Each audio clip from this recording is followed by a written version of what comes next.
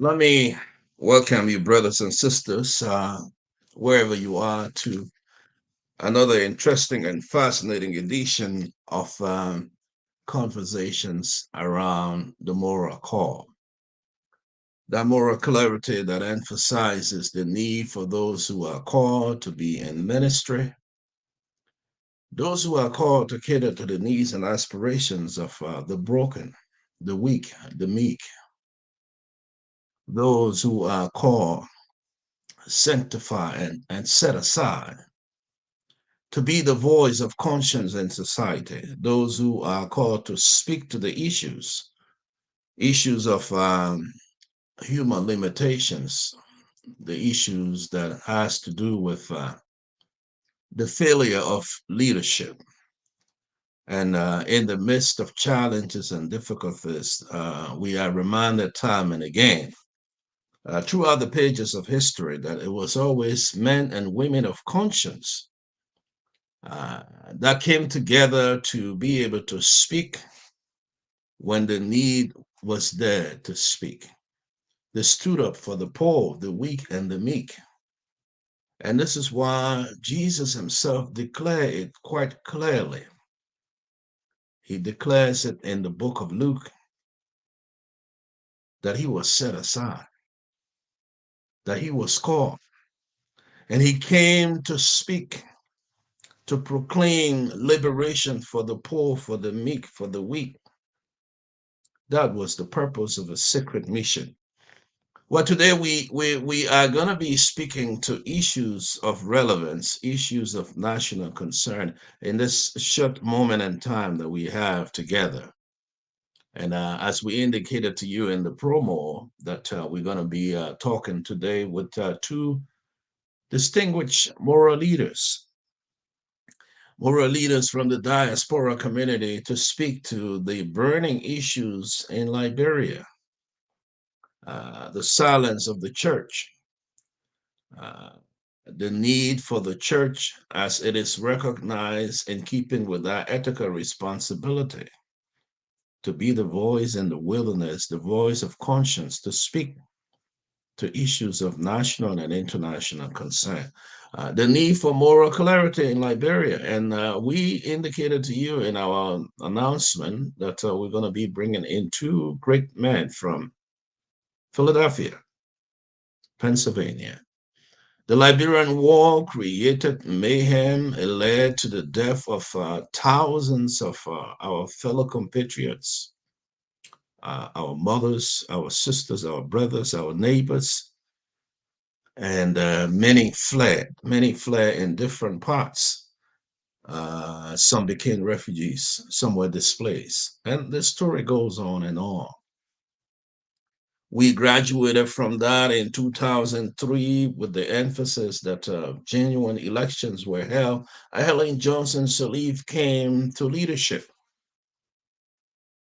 And we all know the rest is history. And for the sake of time, we will not be able to dive in all of the scenarios that have occurred since the ascendancy of Ellen Johnson Sirleaf to where we are today.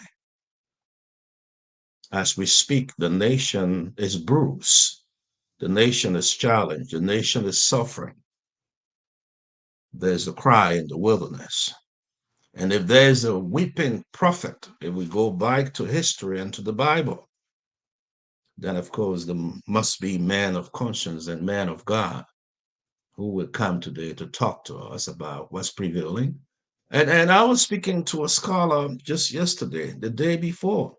The moral question he raised to me was, where is the church? What is happening to Liberia? Where is the Council of Churches? What is happening to the Lutheran Church, the Methodist Church, the Presbyterian, the Catholic Church? Where is Bishop Francis, the late? He said he will be rolling in his grave in the midst of the anarchy and the fear and the human degradation we see happening in Liberia today. Some of us thought we have graduated from this. Liberia was on the path to equity, to justice, to equality. to improving the way of life of the people, to making sure that people have water and sanitation, that children could go to school, and people could live not in fear. But here we are again. Thanks for joining us. If you're just coming to the broadcast, this is the Christian Vision Broadcasting Network. And today we're coming to you from both sides of the United States, but both sides of Pennsylvania. I'm speaking to you from Western Pennsylvania. The two distinguished colleagues who are joining us are coming from Philadelphia, Pennsylvania. Let me bring in Reverend Dr. Moses Suah Dennis, and also bring in Apostle Nat Miller. The two colleagues joining me are from the Liberia Ministers Association. My understanding, and I remember quite vividly from the very onset of the Liberia Ministers Association, I did work with Pastor Dennis in Philadelphia then. Pastor Dennis happens to be the current chair of the board of this particular group. And Nat Miller happens to be now the president of the Ministers Association in the Delaware Valley. And that I'm certainly sure they will be able to talk to us on the prevailing circumstances we have in Liberia. And then the question for me is, what is the Diaspora Church? The Diaspora Church doing? Also, Reverend Dr. Dennis serves in the capacity of the Liberia Ministerial Alliance in North America. So he's wearing two hats today. But gentlemen, welcome to the show. How is Philadelphia this morning? Let's begin with Dr. Dennis. How is Lansdowne? How is Fifth Emmanuel Lutheran Church? Well, Philly is good. East Lansdowne is okay. We are still in winter, but it's a beautiful day with sunshine. And I always like to be grateful and thankful for each day that comes by with all of the blessings of life God has created for our sustenance. So it is well here in Philly. That's wonderful. And the question to you, Brother Miller, how is it with your soul? The nation is troubled, and you are far away from home, but you are a moral leader, and you represent a bunch of ministers in Philadelphia, the Delaware Valley. How is it with your soul, brother? How well are you coping? How's Philadelphia this morning? Hey, thank you, Dr. Quade, for just the opportunity to have a conversation this morning. And a special greetings to you, Dr. Dennis. It's a blessing to be alive. Yeah. Like Doc said, we have at least about 35-ish degree here, but the sun is shining. And indeed, this is the day that the Lord has made, and our purpose is to rejoice in spite of what is good on the hand and be glad in it. So we're thankful. Family is doing well. I was out this morning doing the job of a father, getting kids to school and other things. And I had to be here to have a conversation concerning the nation that we love. Though far in terms of aero miles, but quite close in terms of heart and spirit and what we trust that God is supposed to do in that nation. So maybe far distant, but in terms of the heartbeat of where we are and what we're feeling, we're quite in the midst of it, I can assure you. That's correct. And so the moral question to the both of you, men of God, where is the nation headed? What has become of us? How immoral we've become and how wicked we've become. If you listen to the stories, it goes back as far as Matthew Innes, Ibata Yensua, Gifty Lamar, and Princess Cooper. The list goes on and on. And all of these mysterious killings that are taking place in Liberia, and of most recent, the daughter of the former Chief Justice, Gloria Musu Scott. Uh, Ladies in the street wearing black again, demanding for justice and rights. Are we headed on that narrow road again? To what? Another violence? Pastor Dennis? Um, Let me just piggyback a little bit on what the Apostle Miller said. You know, we had an event here last Saturday, and one of the statements that was made, we can be far away, but make our presence felt. And I think that is very important. Our hearts in Liberia, and in a very practical way, mothers, aunties, cousins, nephews, nieces, they are all home. All of us cannot be in the United States. So the news from Liberia can be overwhelming, can be discouraging, but as you have asked, I think we can and are making our presence felt through, first and foremost, as people of faith, through prayers to God. But as we know in the States, as it has been said in recent time, we have to go past prayer and take actions like the women are taking. And obviously, there is a government a process that needs to be followed in terms of these killings that we are hearing about. And they have to be investigated, because if they are not investigated, if people are not held accountable, then the question that you are asking become relevant. Where are we going if there cannot be redress, if there cannot be the rule of law, if there cannot be accountability, if there cannot be justice, then we are heading down the wrong road, which we do not hope and pray for. So I think the women in the streets are doing the right thing to ask for recourse, and I think it is the responsibility of the authority, whether the city or the national government, to provide answers to our people.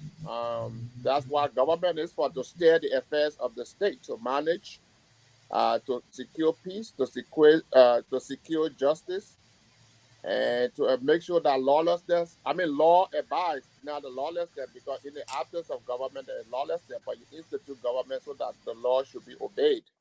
So the women are doing the right thing, and we know when our Liberian women stand up, things happen. And we do know from the Civil War that they led the charge, and I'm glad at this critical mass they are doing the same thing. So we are praying for them, and we are here to make our voices heard. That we are concerned, like every Liberian, and we need to know why these things are happening and who is responsible for them and who is to stop them, because that's the reason we have government, and government need to redress the people about these concerns. So I do not think we are going to go down the path that we've been before. I think as Liberian, we've had enough from bloodshed, so no more bloodshed, but at the same time, people have to be held accountable.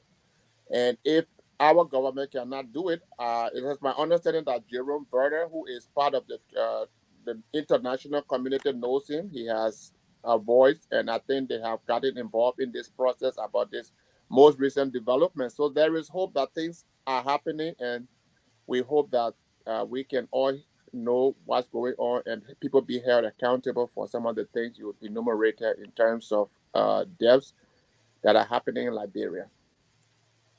Brother Miller? Yes, sir. Well, Doc is on course when he talks about the fact that authorities must function, government must work. People are in leadership, in essence, to exert influence. That's what leadership is. And the fact that our mothers and sisters and aunts are getting up to speak, it shows leadership. Leadership for us here is not necessarily position. And in many circles, it takes one group of people, and I think the women are doing what they've done before, standing up for the soul of the nation. And that's something we want to encourage. We will need answers. And so whether it's the youth, the women, or leadership from, pastoral authority, clip there. I believe, what they are doing so that government work. In other parts of the world, government is meant to work for the people through her institutions and through the different setups that she has. So I concur with Doc that uh, truth must be told, um, justice must be found in all of this, and leadership must work. My addition to that is leadership will come from anywhere if those who are in authority don't speak, because God has a way of nurturing His people to result.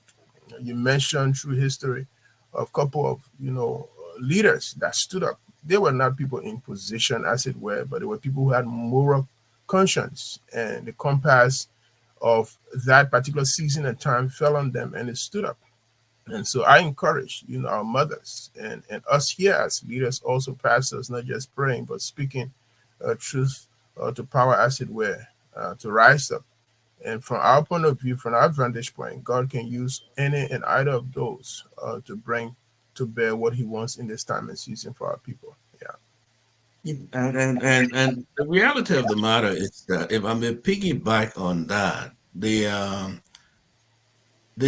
Council of Churches play a pivotal role even during the time of the war, the period of the war, negotiating the peace and working along the way throughout the sub-region and the whole world.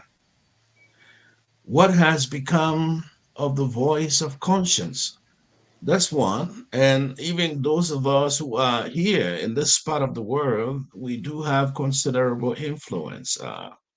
Is the Ministers Association doing anything in the direction of bearing some pressure from this side of the world? When Washington speaks, people listen in Liberia. We know that. All right. We got to a point that George Bush said Taylor must go, and Taylor left.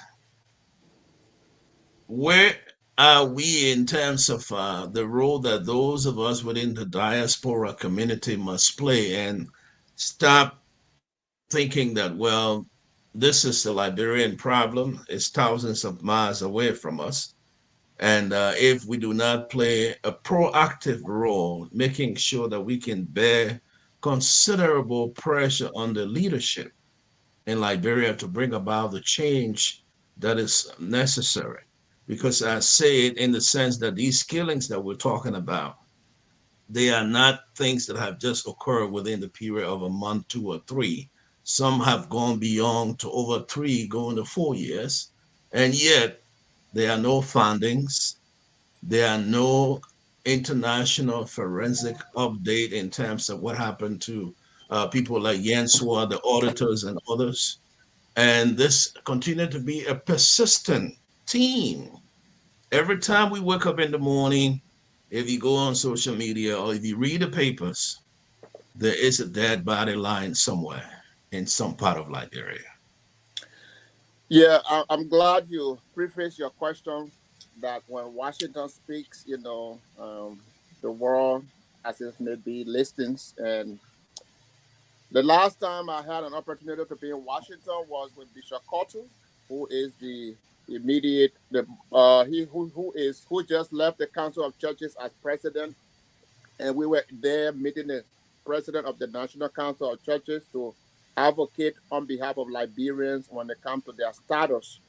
And thankfully, the Fairness Act was passed under the former president, Donald Trump, and Liberians today have access to citizenship. So what are we doing? We are here to, like you said, not to exert pressure in that sense, but to be partners with the Liberian Council of Churches. And that's the whole idea the Ministerial Alliance was formed, so that we have a national umbrella for our churches to come together in the diaspora to do things that needs to be done. And like I said, the last time Bishop Cotto was here about 3 years ago, we were in DC, and we did something that worked for our people. The current leader of the National Council of Churches was in the States, but we never had opportunity to meet. But when I was there a year ago, I visited the council's office, and we engaged them, letting them know that we are here to be partner with them. There are things they are not able to say or do, we can say and do.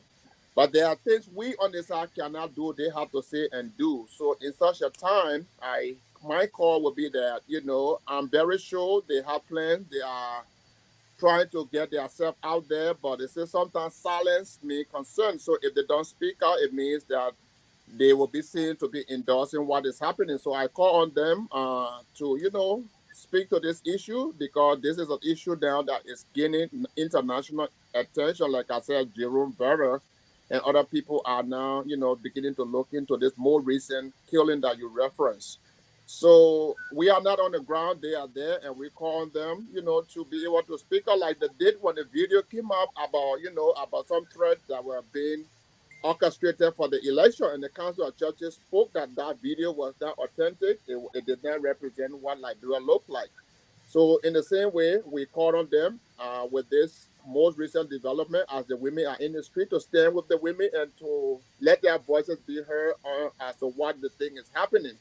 The truth be told, we must know why this is happening, because if people don't know what is happening, then you will increase the anxiety. Then people, the wrong information will be out there, and then people will follow the wrong information instead of the facts. So we ask them to, ask the government to put out the facts about what's happening and who's responsible for it, so that those people can be held accountable. So as I started by saying, we are in communication with them. But like I said, there are things they have to do. They are on the ground, and there are things we can do when we have to do it from this end. And you can trust that this is part of what we are doing here, what we are able to do from here, and we will seek other platforms to do more from this end. But for now, we are really hoping that they will step out and to do what they can do from on the ground. Like Apostle Miller, maybe he has a word or two to add to what I've said, but that's my response to that, Reverend Zizi. Yeah, I mean, so even yesterday we had a meeting, and our conversation was even in this direction of what could be done for us as ministers here. We honestly bear the legacy of things that are happening there. The truth is that wherever you go, whatever part of the world, what we were birthed into has a way of holding you, and we are doing our utmost best to break out of that cycle. And that's why the platform that Dr. Dennis is talking about, Lamana, is really meant to have a cohesion between ministers in the diaspora, so that these are the very times that the point you are making about Washington speaking, it gave us that voice and that platform. And I can assure you, he has been doing his utmost best with support of a couple of chapters of our local Ministers Association, so that we can have that level of voice, because leadership is not just influence, but in terms of your voice. And so those who are nearest to the issue in terms of proximity would do us favor by speaking, so that we also are able to amplify their voices. Because if we have mixed messages, for example, we don't have to send our own people to find out what's going on. We should be able to trust our colleagues that this is what we are doing. Help us through this process. Who can you call upon? How can we do that? And that's the kind of networking and synergy that Lamana have been trying to push over the last 5-6 years. And by God's grace, we're going to get there. But just the fact that we've been communicating, we've been talking, we've been connecting and urging. If Dr. Dennis were to tell you the amount of attempts that we've been making from last year, we were talking about the bicentennial celebration, all the way to other very milestone and important events, to make sure that we have that communication line open, to make sure that we have that kind of camaraderie, so that these things are seamlessly addressed. We will not even have time to go through that. But he's a man of perseverance, and we are still backing him locally here from our vantage point in Philadelphia. We're giving him all the support that we need. Again, the kind of legacy that we are building on, for example, most of which are not the best. All of us don't have to speak. The reason why I'm here, because he wants me to be here to support him. I wouldn't have done this to speak nationally if you were not around, because I want to support that structure so that it become permanent, and then we can have voices that speak for all of us in a way that others will hear and know that these guys are doing something and these guys are one. And that's what we are doing. We are supporting locally as LMADV, the efforts of Lamana, to make sure that just the phrase that you had that when Washington speaks, so that when we as Liberian ministers in the diaspora speak, others will hear and know that we are one unit, and we are speaking on behalf of a nation that is bleeding, like you said, that is suffering. And because morality is going out of the door, morality has to do with principles. It has to do with what we're standing for. Who's supposed to be the voice of conscience? Who's supposed to be the ones who's supposed to speak in that direction so that these core values and principles are not thrown out of the door or totally decimated, but they are fully held for the next generation. And we see that, we know that, and we're doing our very best to stand up to that. But we need the partnership of our colleagues on the ground that will give us that gravitas and give us our voice also in these places where we are serving. And Reverend Zizek, before you move on to the next piece, I think I shared with you this article. It is titled Lamana Seeks Partnership for Development in Liberia. We've really been collaborating with the Council of Churches. This was the Basa Tanya. We were able to send message that was published. A representative read our statement on national TV in the presence of the whole country. And so we've been doing our utmost best to partner with our fellow ministers in Liberia. But again, they are on the ground. There are things only them can do, and we are on this side. There are things we can do from this side. So that's why we are doing. We are doing everything we are able to do. Well, if you just joined us, this is the Mora Call on the Christian Vision Broadcasting Network. We have two distinguished guests joining us from Philadelphia. They are officials of the Liberia Ministers Association in the Delaware Valley and the Liberia Ministerial Alliance in North America.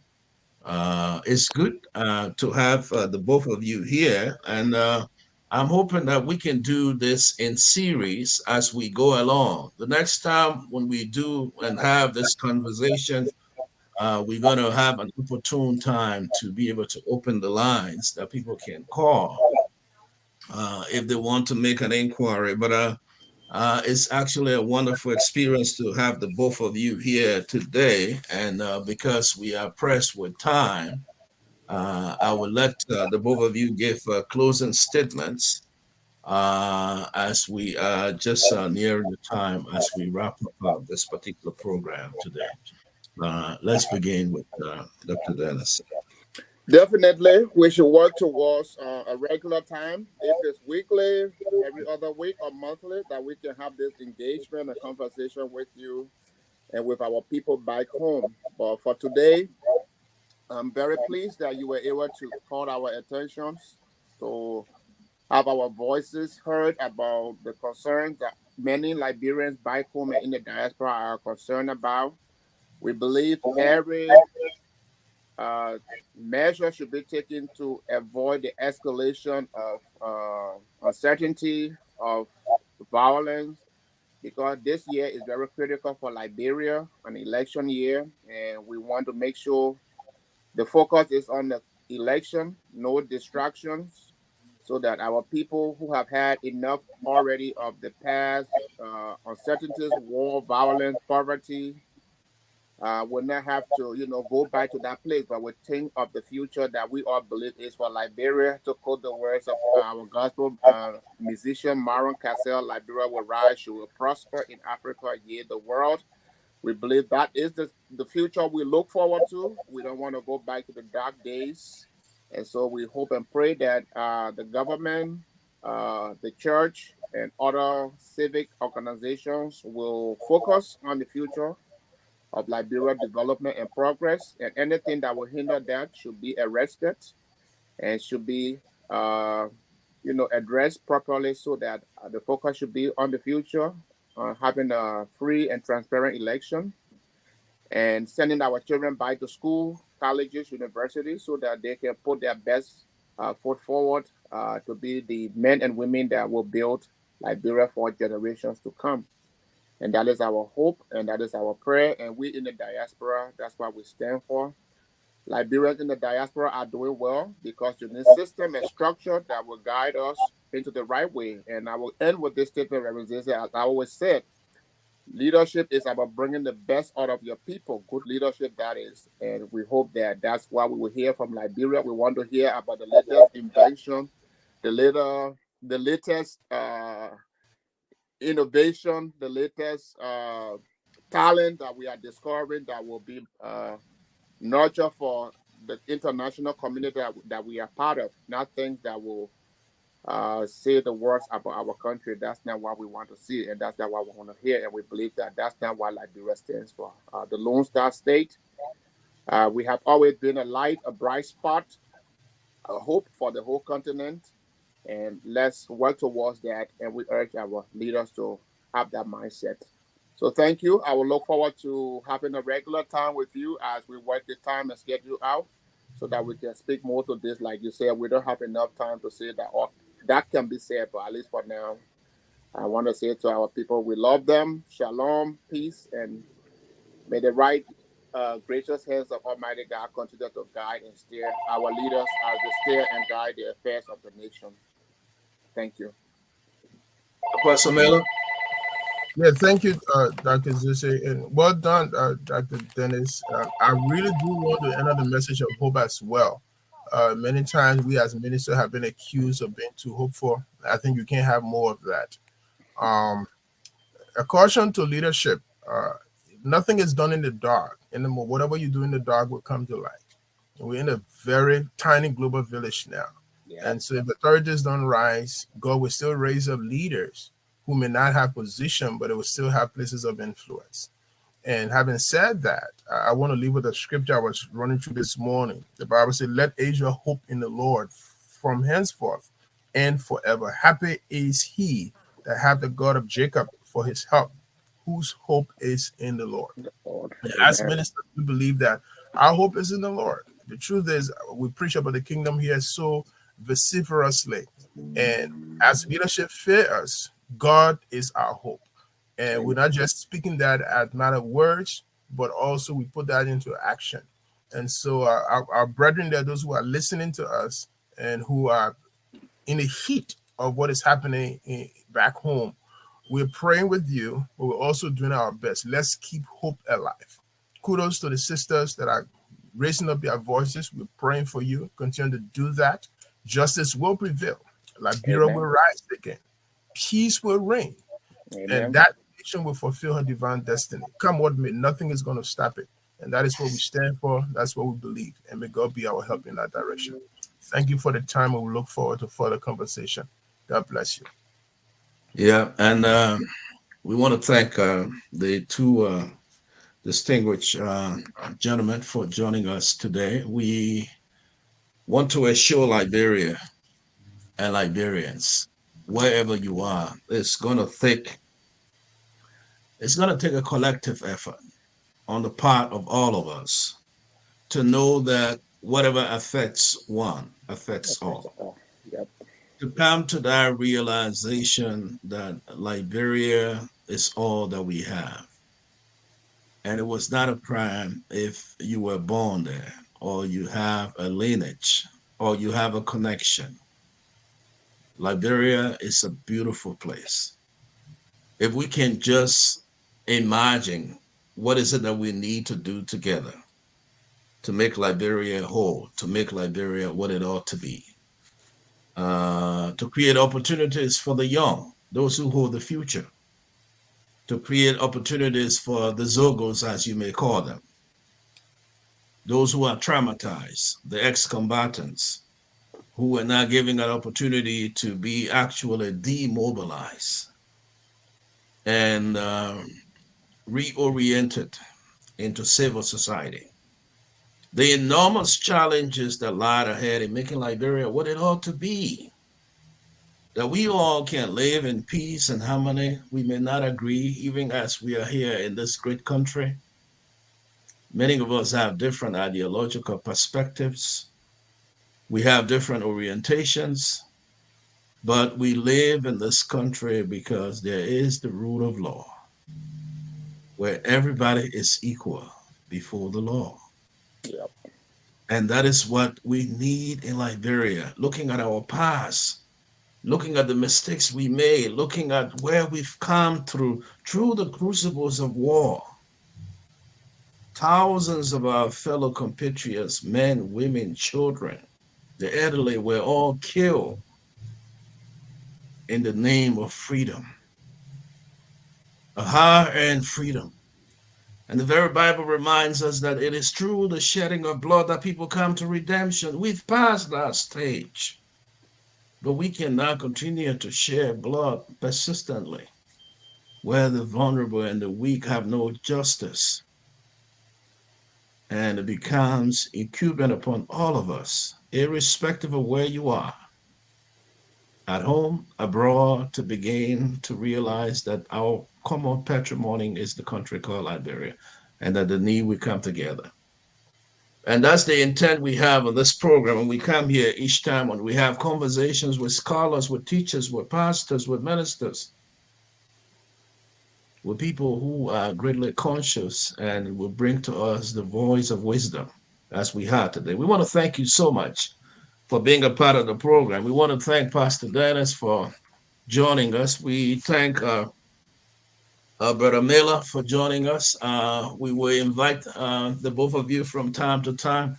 Pastor Dennis is a part of this creation. He's not a stranger. And it's a great pleasure to meet you, Brother Miller. We want to thank our audience for joining us today. And God willing, we'll be back again. The conversation you have concerning the social activist, Councilor Verdia. Councilor Verdia will be on our show this evening at 7 o'clock on the Justice Forum when we look at Liberia in its totality and the challenges that it has and those who are abusing their authority. Until then, when we come back again, I want to thank you so much. From Western PA, my colleagues out there in Philadelphia, Pastor Dennis and Apostle Miller. Thanks for coming, guys. We'll see you again. Take care, everybody. Shalom. Bye-bye. Bye. Shalom, peace. Bye-bye.